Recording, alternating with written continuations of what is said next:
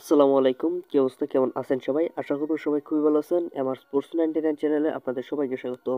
তো বন্ধুরা, ফাইনালি এখন একটি কমেন্ট খুবই দেখা যাচ্ছে যে ব্রাজিলিয়ান প্লেয়ার গার্সন তিনি কি মুসলিম? তো বন্ধুরা, সেই কথাটি অনেক ব্রাজিলিয়ান সাপোর্টার বলতেছে যে গার্সন হয়তো মুসলিম। কেননা গার্সনের মুখে কিছুটা দাড়ি রয়েছে, যে কারণে অনেকে তাকে মুসলিম ভেবে থাকে। এবং কিছুদিন আগে ব্রাজিলের একটি ম্যাচ হয়েছিল, সেখানে গার্সন একটি গোল করার পর তিনি একটি সেজদা দিয়েছিল, যার জন্য তাকে অনেক ব্রাজিল সাপোর্টাররা মুসলিম ভেবে থাকে।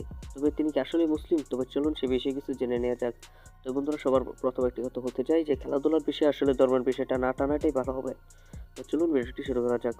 তো বন্ধুরা, ফার্স্ট অফ অল একটি কথা বলতে চাই যে ল্যাটিন আমেরিকার দেশ যেমন ব্রাজিল, আর্জেন্টিনা, তারপর রয়েছে পর্তুগাল, এগুলোতে কিন্তু মুসলিম ফুটবলাররা আসে না। ঠিক আছে, ব্রাজিলে যদিও 19 কোটি মানুষ রয়েছে, তার মধ্যে 20 লক্ষ মানুষই মুসলিম, তারাও কিন্তু ফুটবলের মধ্যে আসে না। ঠিক আছে, তো বন্ধুরা, আপনারা যারা এতদিন গার্সনকে মুসলিম ভাবতেন যে তিনি হয়তো মুসলিম, তবে আপনাদের জানিয়ে দিই যে গার্সনের পুরো নাম হচ্ছে গার্সন সান্তোস দা সিলভা। ঠিক আছে, তো বন্ধুরা, এটি কি কোনো মুসলিমের নাম হতে পারে? আপনাদের কি মনে হয় সেটা অবশ্যই কমেন্ট বক্সে জানিয়ে যাবেন। তো বন্ধুরা, আমি অনেকটা ঘাটাঘাটি করার পরে বুঝতে পারছি যে গার্সন কিন্তু মুসলিম না, তিনি খ্রিস্টান, এবং তিনি তার ধর্মকে মনে প্রাণে বিশ্বাস করে থাকে। বন্ধুরা, আশা করি আপনারা আপনাদের উত্তর পেয়ে গেছেন। তো সবাই ভালো থাকবেন, সুস্থ থাকবেন। আল্লাহ হাফেজ।